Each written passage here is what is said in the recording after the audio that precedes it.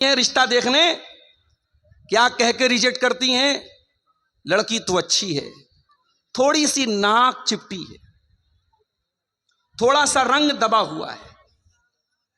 اب وہ لڑکی جو بیچاری سج کر کے سنور کر کے آئی تھی، میک اپ کر کے آئی تھی، چائے لے کر کے آئی تھی رشتہ دیکھنے والی عورتوں کے سامنے، اور وہ جب ریجیکٹ کر دیتی ہیں تو یہ جو ریجیکٹ ہو جانے کا جو اثر ہے وہ لڑکی کے دماغ میں مایوسی پیدا کرتا ہے۔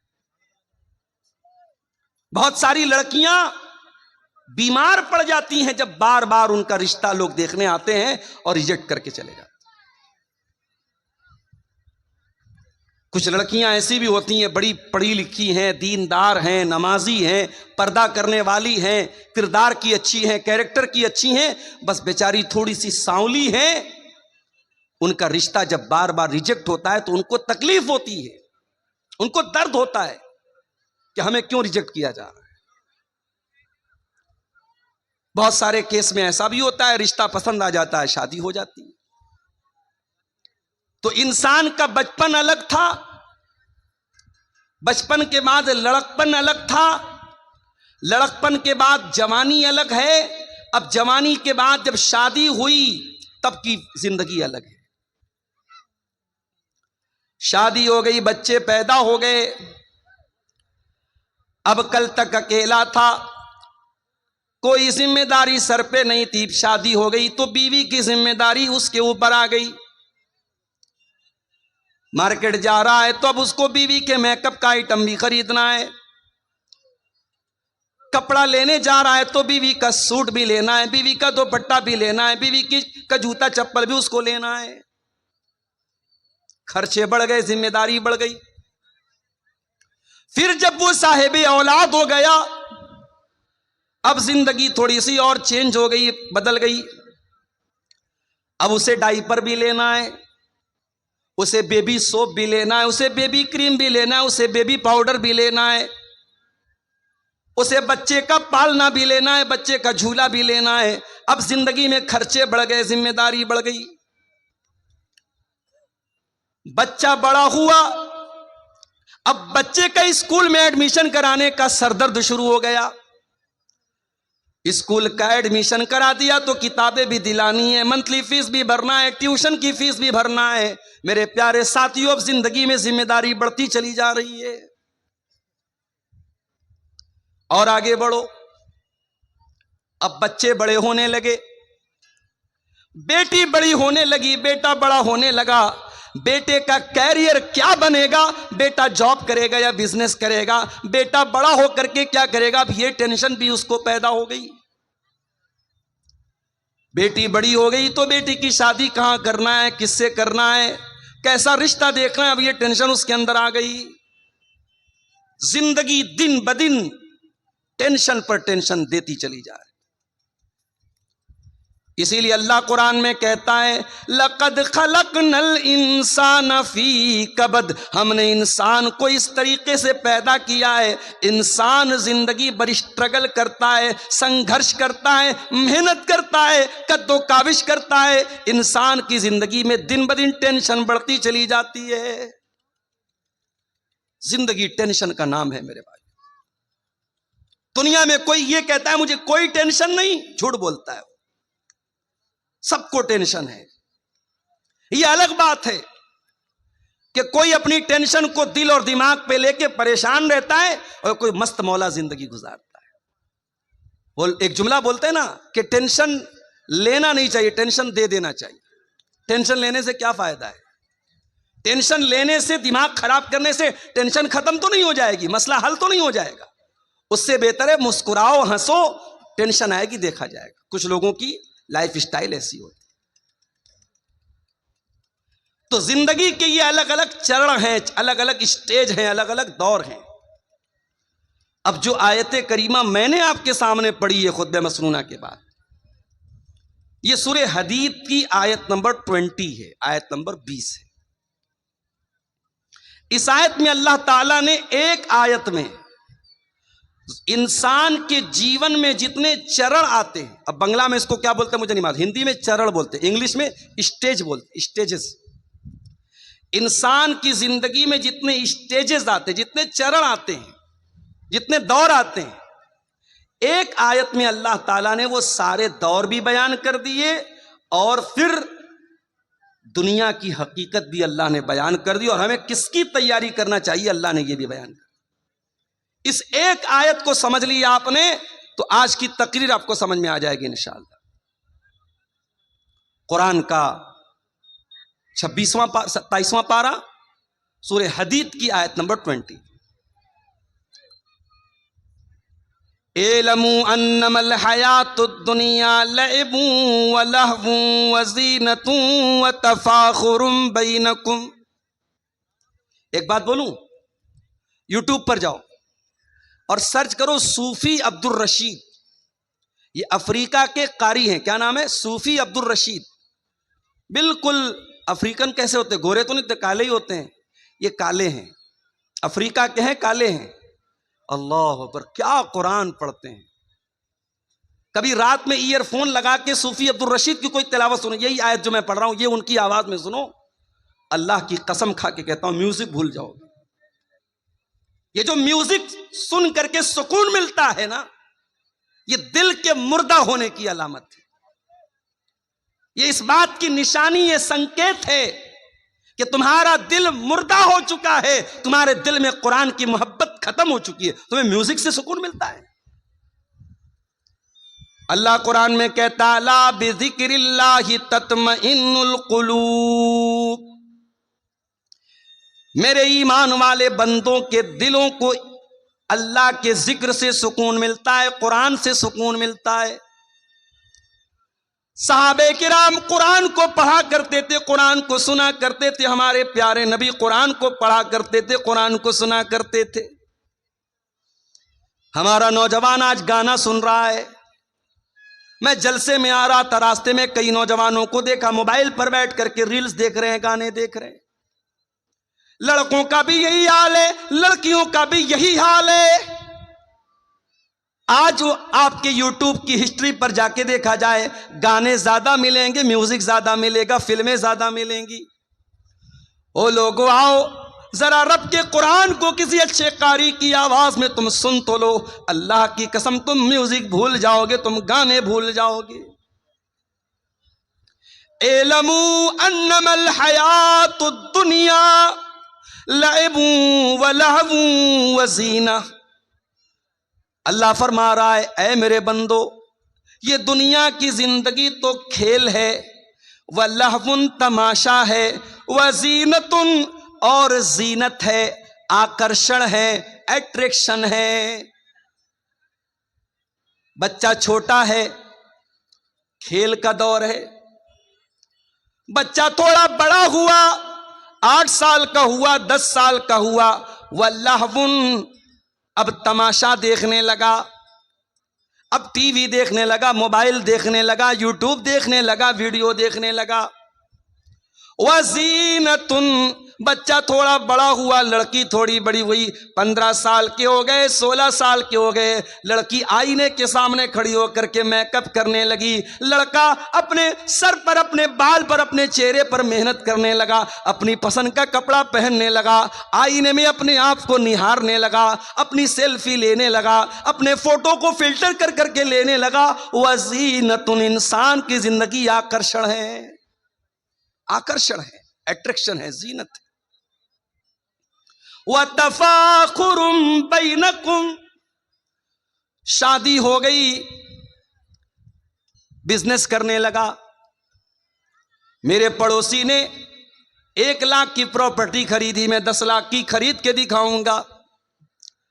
میرے دوست نے سرکاری نوکری حاصل کر لی، میں بھی محنت کر کے سرکاری نوکری حاصل کروں گا۔ 1 لاکھ روپیہ اس کی سیلری ہے، میں 2 لاکھ روپیہ مہینہ کما کر کے دکھاؤں گا۔ وَتَفَاخُرٌ بَيْنَكُمْ، میرے بندو پھر وہ دور تمہاری زندگی میں آتا ہے، تم ایک دوسرے کے اوپر فخر کرتے ہو، ایک دوسرے کے اوپر غرور کرتے ہو، گھمنڈ کرتے ہو، ایک دوسرے سے اپنے آپ کو بڑا سمجھتے ہو۔ اس کے بعد آخری دور آیا، انسان بوڑھا ہو گیا، اس کے پوتے پوتیاں ہو گئے، اس کے نواسے نواسیاں ہو گئے، اب بیٹھ کر کے فخر کرتا ہے، اتنے میرے بیٹے، اتنے میرے پوتے، اتنے میرے ناتی، اتنی میری نتنی، اتنے میرے نواسے، اتنے میری نواسی، اتنی میری زمین، اتنی میری جائیداد۔ وَتَكَاثُرٌ فِي الْأَمْوَالِ وَالْأَوْلَادِ۔ انسان کی زندگی کا یہ آخری دور ہے، خوب پیسہ ہو جائے، خوب اولاد ہو جائے۔ اولاد کی طلب بھی تو انسان کو ہوتی ہے نا۔ کچھ لوگ کہتے ہیں صاحب مجھے اللہ نے لڑکی دی ہے، مجھے لڑکے کی ضرورت نہیں ہے۔ ہو سکتا ہے کہ آپ کو اللہ نے لڑکی دی ہے، لڑکا نہیں ہے، آپ اپنی لڑکیوں پر خوش ہیں، یہ ہو سکتا ہے، مگر یہ کہنا کہ لڑکے کی ضرورت نہیں ہے یہ غلط ہے۔ لڑکے کی ضرورت تو نبیوں کو بھی پڑی ہے، نبیوں نے اللہ سے بیٹا مانگا ہے۔ ابراہیم علیہ السلام کو دیکھو، بوڑھے ہو گئے، کوئی بیٹا ان کا نہیں ہے، باپ نے گھر سے نکال دیا ہے، اللہ کی توحید کی دعوت دے رہے، ساری دنیا ان کی دشمن بنی ہوئی ہے۔ ابراہیم علیہ السلام اللہ سے دعا کرتے ہیں، رب ہب لی من الصالحین، پروردگار مجھے نیک بیٹا عطا فرما۔ بیٹا مانگا۔ ہمارے نبی کو بھی اللہ نے بیٹا دیا، یہ الگ بات ہے جو بیٹا پیدا ہوا، قاسم پیدا ہوئے بچپن میں انتقال کر گئے، عبداللہ پیدا ہوئے بچپن میں انتقال کر گئے، تیسرا بچہ پیدا ہوا حضرت ماریا کے پیٹ سے۔ اللہ کے نبی نے بڑے شوق سے اپنے بچے کا نام ابراہیم رکھا، اپنے باپ، اپنے جد امجد حضرت ابراہیم علیہ السلام کے نام پر اپنے بچے کا نام رکھا، عقیقہ بھی کیا، آپ نے نام بھی رکھا اپنے بچے کا۔ عرب کے دستور کے مطابق آپ نے بچے کو دودھ پینے کے لیے دائی کے حوالے کر دیا، دیہات بھیج دیا۔ یہ الگ بات ہے، اللہ نے میرے نبی کی تقدیر میں یہ بھی لکھا تھا کہ اے میرے نبی، آپ کا کوئی بیٹا جوان نہیں ہو پائے گا، جوان نہیں ہونا ہے کسی بچے کو۔ تیسرا بیٹا پیدا ہوا ابراہیم، جب یہ بچہ 1.5 سال کا ہوا اور دیہات میں ایک آدمی کے گھر میں رہتا تھا، وہیں یہ بچہ دودھ پیتا تھا، وہیں رہتا تھا۔ بچہ بیمار ہو گیا، اللہ کے نبی کو بتایا گیا کہ آپ کا بیٹا بہت بیمار ہے۔ آپ صحابہ کرام کو لے کر کے پہنچے، آپ نے بچے کو گود میں لیا۔ آپ اللہ کے نبی ہیں، آخری نبی ہیں، آپ سے مضبوط کلیجہ کس کا ہو سکتا ہے، آپ سے مضبوط دل کس کا ہو سکتا ہے، مگر اولاد کی محبت تو میرے نبی کے سینے میں بھی موجود تھی۔ آپ نے دیکھا میرا اکلوتا بیٹا آخری سانسیں لے رہا ہے، دم توڑ رہا ہے، اللہ کے پیارے نبی کی آنکھوں سے آنسو جاری ہو جاتے ہیں، آپ کی آنکھوں سے آنسو گرنے لگتے ہیں، اور صحابہ کرام اپنے نبی کو روتا ہوا دیکھ کر کے کہتے ہیں اللہ کے نبی یہ ہم کیا دیکھ رہے ہیں، آپ رو رہے ہیں، آپ کی آنکھوں سے آنسو بہ رہے ہیں۔ آپ فرماتے ہاذہ رحمت جعلها اللہ فی قلوب عبادہ، اے میرے صحابہ یہ آنسو محمد الرسول اللہ کے آنسو نہیں ہیں، یہ ابراہیم کے ابا کے آنسو ہیں، یہ ابراہیم کے باپ کے آنسو ہیں، یہ ایک باپ کے آنسو ہیں جو محبت میں اپنے بیٹے کی جدائی میں نکل رہے ہیں، یہ ایک باپ کے دل سے نکلے ہوئے درد کے آنسو ہیں، رو رہے ہیں اللہ کے۔ آج تو پیروں اور فقیروں کو لوگوں نے یہ درجہ دے دیا ہے، پیر صاحب کو اتنا پاور ہے کہ ایک آدمی تقریر میں بیان کر رہا ہے، ویڈیو موجود ہے فیس بک کے اوپر، آپ جا کے دیکھ سکتے ہیں کہ شیخ عبد القادر جیلانی کا مرید تھا، قبر میں پہنچا مرنے کے بعد، منکر نکیر آئے سوال پوچھنے کے لیے، جیسے ہی سوال پوچھا شیخ عبد القادر جیلانی کے مرید نے کہا تمہیں معلوم نہیں میں کس کا مرید ہوں؟ کہا کس کے مرید ہوں؟ کہا میں غوث اعظم کا مرید ہوں، میں شیخ عبد القادر جیلانی کا مرید ہوں۔ اتنا سننا تھا منکر نکیر بھاگ گئے. بھائی تیرے سے کوئی سوال نہیں کرنا, تجھ سے کچھ نہیں پوچھنا, تو اتنی بڑی ہستی کا مرید ہے. یہ قصے گڑھنے والے, یہ کہانیاں گڑھنے والے, یہ کرامتیں گڑھنے والے یہ کیوں بھول جاتے ہیں کہ اللہ کے نبی سے بڑا کوئی انسان دنیا میں نہیں گزرا, آپ سے بڑے مرتبے والا کوئی نہیں گزرا, اور آپ کا یہ حال ہے. آپ کا اپنا بچہ ہے, آپ کے ہاتھوں میں دم توڑ رہا ہے اور آپ کچھ نہیں کر پا رہے ہیں. یہاں تو کتنے مردوں کو زندہ کر دیا شیخ عبد القادر جیلانی. یا میرے نبی اپنے بچے کو مرتا ہوا دیکھ کر کے رو رہے ہیں اور کچھ نہیں کر پا رہے. بیٹا مر جاتا ہے, محمد رسول اللہ کی آنکھ سے آنسو نکلتے, اور آپ کیا کہتے ہیں؟ او لوگو, او میری پیاری ماں بہنوں, جب تمہارے کسی بچے کا اللہ نہ کرے کبھی اگر انتقال ہو جائے, تمہارا کوئی عزیز اگر مر جائے, کوئی رشتہ دار اگر مر جائے, کوئی قریبی اگر مر جائے, اور تمہیں رونے کا دل چاہے, تمہاری آنکھوں سے آنسو نکلے, تمہیں اپنی زبان سے کوئی لفظ نکالنے کا دل چاہے, تو ذرا اپنے نبی کا یہ نمونہ بھی دیکھ لینا. کیا فرمایا؟ ان العین تدمع والقلب یحزن ولا نقول الا ما یرضی ربنا. اے میرے بچے ابراہیم, تیرے جانے سے تیرے باپ کا دل غمگین ہے, تیرے باپ کی آنکھوں سے آنسو بہ رہے ہیں, تیرا باپ رو رہا ہے اے ابراہیم, لیکن تیرا باپ اپنی زبان سے کوئی ایسی بات نہیں نکالے گا جس سے اللہ ناراض ہو جائے. تو بیٹے کی خواہش تو سب کو ہوتی ہے میرے بھائی, نبیوں کو بھی ہوئی تھی. اللہ کہہ رہا ہے کہ زندگی کے یہ الگ الگ دور ہیں. ایک کھیل کا دور تھا, ایک تماشے کا دور تھا, ایک اٹریکشن کا دور تھا, ایک خوب پیسہ کمانے کا دور تھا, ایک دوسرے پر فخر کرنے کا دور تھا, اور پھر ایک آخری دور آیا کہ ڈھیر سارے بچے ہو گئے, بڑا خاندان ہو گیا, بڑی پراپرٹی بنا لی, بڑی زمین بنا لی. اب ذرا غور سے سننا سمریا والو, اب اللہ تعالیٰ دنیا کی ایک مثال بیان کر رہا ہے.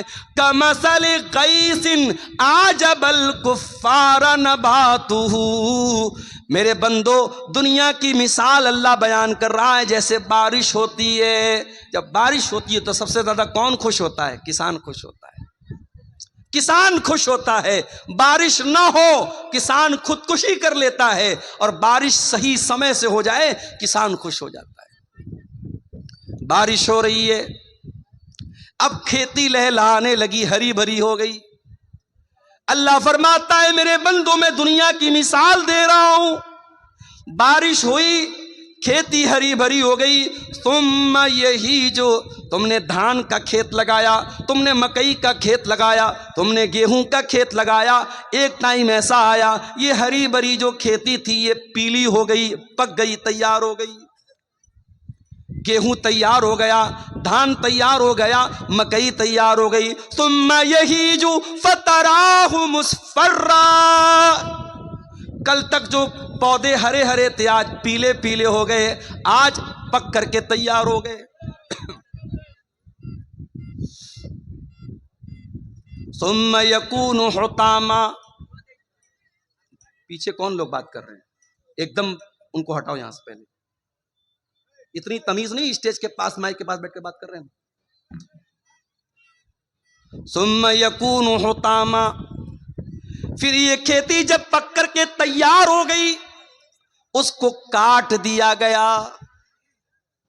کوئی کھیتی اپنے کھیت میں کٹ کر کے اس کو چھوڑا نہیں جاتا, کاٹ دیا جاتا ہے جب تیار ہو جاتی ہے.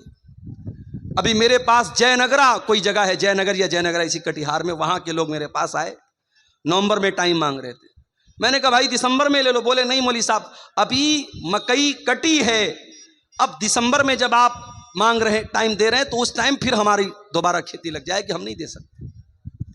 کھیتی کا سمے ہوتا. میں کسان نہیں ہوں, میں کھیتی نہیں کرتا ہوں, لیکن کھیتی کرنے والوں کے ساتھ رہتے ہوئے اتنا جان گیا ہوں کہ کھیتی کرنے کا ایک ٹائم ہے, کھیتی کاٹنے کا ایک ٹائم ہے. کھیتی تیار تو پھر اس کو کوئی روکتا نہیں, کھیتی کو کاٹ لیا جاتا ہے. اللہ فرماتا ہے ثم یکون حطاما. پھر کھیتی کو کاٹ لیا جاتا ہے. اے میرے بندو, تمہاری دنیا کی زندگی بھی ایسی ہی ہے. تمہاری جوانی جب ہوتی ہے تم ہرے بھرے ہوتے ہو, پھر بڑھاپا آتا ہے، 40 سال کے ہو گئے، 50 سال کے ہو گئے، اب تم پک چکے ہو، پیلے پڑ چکے ہو۔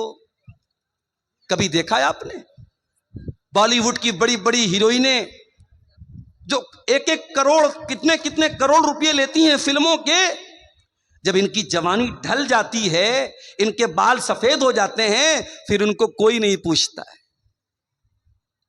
عمر ختم ہو گئی، اٹریکشن ختم، سوندریہ ختم، بیوٹی ختم۔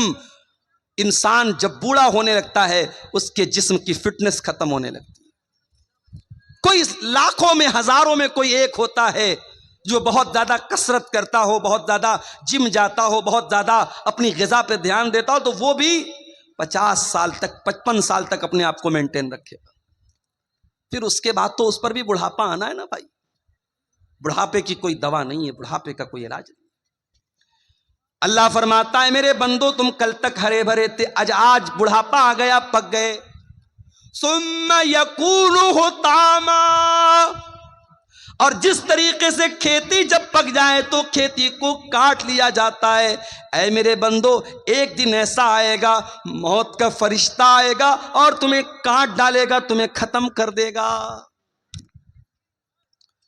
اسی گاؤں کے ایک صاحب نے بتایا 2 سال کا بچہ تالاب میں ڈوب کر کے انتقال کر جاتا ہے، ماں باپ صبر کرنے کے سوا کچھ نہیں کر پاتے۔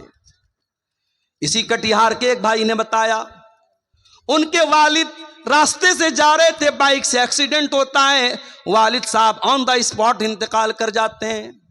کتنے حادثے اپنی آنکھوں سے ہم دیکھتے ہیں، کتنے جوانوں کے جنازے اپنے ہاتھوں سے ہم اٹھاتے ہیں۔ مرنے والے بچے بھی ہوتے ہیں، مرنے والے جوان بھی ہوتے ہیں، مرنے والے بوڑھے بھی ہوتے ہیں۔ موت کا فرشتہ کبھی یہ دیکھ کے نہیں آتا کہ آپ کی عمر ہو گئی کہ نہیں، موت کا فرشتہ اللہ کے حکم سے آتا ہے۔ ثم یکون حطاما، ایک دن تم کو کٹ جانا ہے، مر جانا ہے، دنیا سے چلے جانا ہے۔ کب تک رہنا ہے نہیں پتا، 40 سال بھی رہ سکتے ہو، 50 سال بھی رہ سکتے ہو سکتا ہے کہ کل کی صبح کا سورج بھی تم نہ دیکھ پاؤ۔ میرے بندو یہ دنیا کی زندگی ختم ہو جائے گی۔ وَفِي الْآخِرَةِ عَذَابٌ شَدِيدٌ وَمَغْفِرَةٌ مِّنَ اللَّهِ وَرِضْوَانٌ، اور جب اللہ تعالیٰ کے پاس جاؤ گے تو وہاں 2 راستہ ہے، ایک طرف اللہ کا عذاب ہے، ایک طرف جہنم کی آگ ہے، اور دوسری طرف اللہ تعالیٰ کی نعمت ہے، اللہ کی جنت ہے، اللہ کی رضا ہے۔ اب تم طے کر لو تم کو جنت میں جانا ہے کہ جہنم میں جانا ہے، تم طے کر لو، تم ڈیسائیڈ کر لو، تم فائنل کر لو۔ وَمَا الْحَيَاةُ الدُّنْيَا إِلَّا مَتَاعُ الْغُرُورِ، اور یہ دنیا کی زندگی جس پر تم اتنا فخر کرتے ہو، اتنا ناز کرتے ہو، جس دنیا کی زندگی کے لیے تم کتنا حرام کام کرتے ہو، کتنا ناجائز کام کرتے ہو، یہ دنیا تو دھوکے کا سامان ہے۔ دنیا تو دھوکا ہے، دھوکا۔ بڑے بڑے بادشاہوں نے جب محل بنایا تو کیا یہ سوچ کے بنایا کہ میں مر جاؤں گا؟ نہیں۔ فرعون اتنا بڑا بادشاہ، موسیٰ علیہ السلام بات کرنے کے لیے آئے تو فرعون کہہ رہے چپ، تو بات مت کر، تو اس سے میں کیوں بات کروں، تو ہے کون؟ موسیٰ علیہ السلام نے کہا میں اللہ کا رسول ہوں۔ کہا کہ ارے جاؤ، تم رسول بن گئے، میں جانتا نہیں کیا تم کو، میرے محل میں تم پلے بڑے ہو، میں جانتا ہوں، تو ڈھنگ سے بات نہیں کر سکتے ہو، تم کیا نبی بنو گے؟ فرعون نے حضرت موسیٰ کا مذاق اڑایا، کیونکہ موسیٰ علیہ السلام بچپن میں ایک آگ کی چنگاری سے ان کی زبان کٹ گئی تھی، اس لیے ان کی زبان میں لڑکھڑاہٹ تھی۔ اللہ کی قدرت دیکھو، جس پیغمبر کی زبان میں لڑکھڑاہٹ ہے اس پیغمبر کو اللہ تعالی آسمان پہاڑ پہ بلاتا ہے، کوہ طور پہ بلاتا ہے، اور اس پیغمبر سے اللہ کلام کرتا ہے، بات چیت کرتا ہے۔ اور جب موسیٰ علیہ السلام سے اللہ تعالیٰ نے کلام کیا تو موسیٰ علیہ السلام دعا کرتے ہیں رب اشرح لی صدری ویسر لی امری واحلل عقدۃ من لسانی یفقہوا قولی، پروردگار میرے سینے کو میرے لیے کھول دے، میرے معاملے کو میرے لیے آسان بنا دے، اور اے اللہ میری زبان کی لکنت کو دور کر دے، میری زبان کی گرے کو دور کر دے، میری زبان کی لڑکھڑاہٹ کو دور کر دے، یفقہوا قولی، تاکہ لوگ میری بات کو سمجھ سکیں۔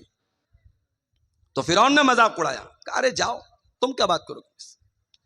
اللہ کا مذاق اڑایا، موسیٰ علیہ السلام کا مذاق اڑایا، کہا کہ اے موسیٰ میں اتنا بڑا بادشاہ ہوں، ہذہ الانہار تجری من تحتی، یہ بڑی بڑی ندیاں، یہ دریائے نیل، یہ دریائے قلزم، یہ بڑی بڑی ندیاں، یہ بڑے بڑے دریا میرے محل کے نیچے سے جاتے ہیں، ان دریاؤں کا میں مالک ہوں، ان ندیوں کا میں مالک ہوں۔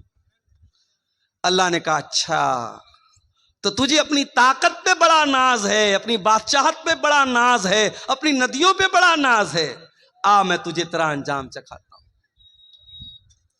موسیٰ علیہ السلام جانے لگے، پیچھے فرعون پیچھا کر رہا ہے، موسیٰ علیہ السلام ایمان والے لوگوں کو لے کر کے جا رہے ہیں، سامنے دریا آ جاتا ہے، موسیٰ علیہ السلام کے ساتھی کہتے ہیں اِنَّا لَمُدْرَكُونَ، اے موسیٰ اب تو ہم اریسٹ ہو جائیں گے، گرفتار ہو جائیں گے، پکڑ لیے جائیں گے، سامنے پانی ہے اور پیچھے فرعون کا لشکر ہے۔